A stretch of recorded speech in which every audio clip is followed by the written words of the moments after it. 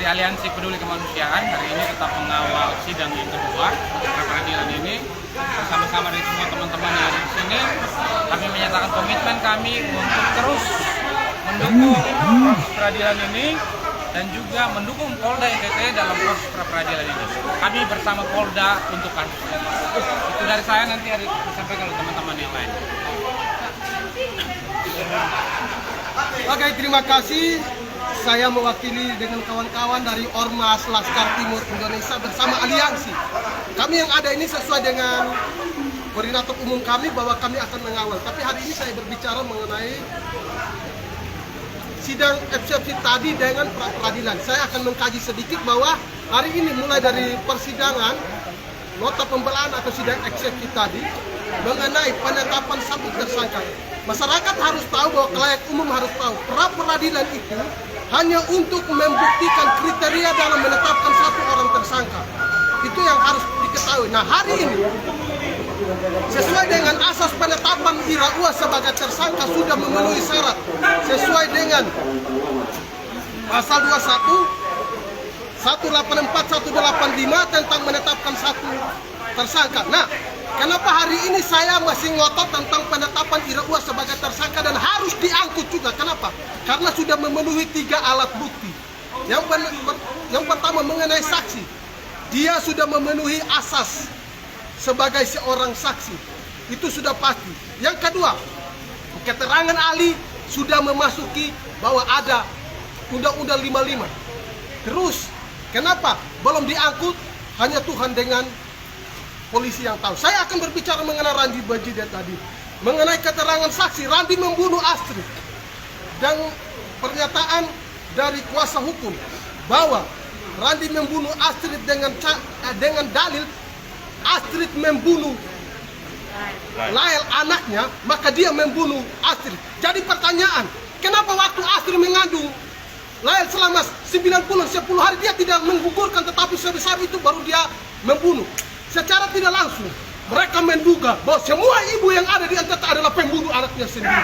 Karena itu harus diselidiki ini. Itu yang pertama. Yang kedua, kalau mengenai pernyataan itu bahwa Randi membunuh istrinya dengan cara mencekik dan membackup, saya yakin kabin mobil Suzuki Toyota Rush itu setinggi berapa, dan siapakah Astrid itu? Apakah Astrid itu boneka? Maka tidak bisa melakukan perlawanan. Saya tantang, jika kalau hal itu dengan cara membunuh dan mencekik, saya siap dicekik sampai mati. Kalau saya sudah mati, maka Anda adalah pembunuh.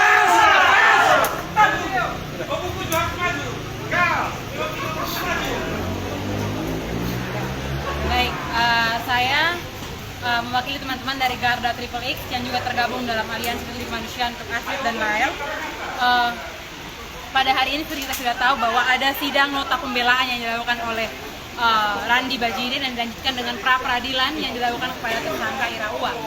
Kita tahu ya bahwa proses persidangan ini masih sangat panjang, dan tadi seperti sudah disampaikan oleh teman saya Eben dari LTI bahwa dalam sidang nota pembelaan itu kuasa hukum dari pihak Randi juga sudah menjelaskan bahwa sebenarnya kasus ini bermula dari keinginan Randi untuk bisa menjaga Lael, mengasuh Lael, dan dia membunuh Astrid karena Astrid mencekik Lael. Pertanyaannya adalah, ibu siapa? Dan dalam konteks seperti apa? Ya, Astrid seorang ibu yang juga kita tahu bahwa dia mengandung anaknya seorang diri dan membesarkan anaknya sampai pada usia 10 bulan, rela untuk membunuh anaknya. Sebagai perempuan dan sebagai ibu, saya merasa harga diri perempuan saya sebagai perempuan Tenggara Timur diinjak-injak dengan perkataan oleh kuasa hukum Randi tersebut. Dan saya merasa bahwa setiap ibu itu punya pengalaman sendiri gitu, dan dia tidak mungkin membunuh anaknya hanya karena laki-laki atau yang tidak bertanggung jawab atas dirinya itu ingin mengasuh anaknya. Pertanyaannya adalah, Randi mau asuh Lael di mana? Sedangkan kita tahu bahwa istrinya saja tidak menerima kehadiran Lael begitu sebagai anak biologisnya Randi. Nah, untuk itu kita harus selalu ikut memantau dan juga ikut mengawal kasus ini, karena kasus ini akan ditunda sampai dengan tanggal 19 Mei. Dari pihak kejaksaan akan memberikan tanggapan dari apa yang sudah disampaikan oleh kuasa hukum Randi. Dan teman-teman, di pra peradilan tadi sudah dihadirkan juga 2 orang saksi ahli dari pihak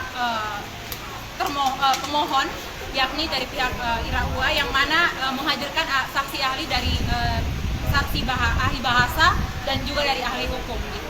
Dan proses ini masih sangat panjang. Untuk itu besok, itu tepatnya tanggal 18, dari pihak termohon dalam hal ini pihak Polda NTT akan memberikan kesaksian mereka, akan menghadirkan bukti mereka untuk bisa menjawab segala tuduhan yang sudah diberikan oleh pihak dari kuasa hukum IRAUA atau pihak pemohon di dalam hal ini. Untuk itu kami aliansi akan terus mengawal kasus pembunuhan yang terjadi pada Astrid dan Lael karena kami yakin kebenaran akan menemukan jalan.